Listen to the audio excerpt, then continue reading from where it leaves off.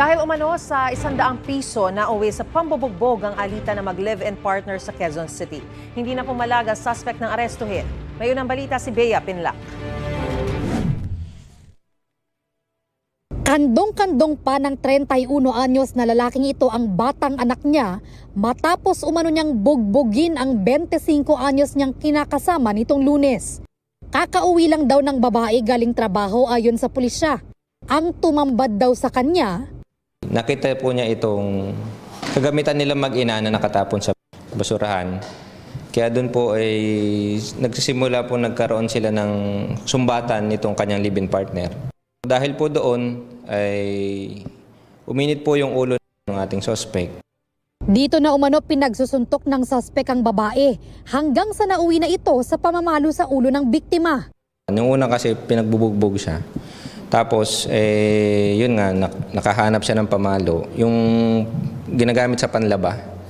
So, nakuha nitong suspect natin at yun naman pinampalo sa ulo. Ang pinag-ugatan umano ng krimen, pagtatalo dahil sa 100 piso. Inabalitahan ho ng biktima natin na allegedly ay ginamit ho ito 100 piso sa pagbili ho niya ng illegal na droga. At kinabukasan naman ho ay dahil naman itinapon naman yung kagamitan nilang mag-ina sa basurahan. Hindi naman ho nakainom itong suspect natin. Hindi naman ho nagalaw yung anak po, hindi naman nadama yung anak. Binalik naman sa kanya yung 100. Medyo tinapon yung sir, nasa labas lang ng pinto namin. Aksidente lang yun, di pinalo. Nagagawan po kami ngayon, pagka hatak niya sa akin, dumiretso sa kanya.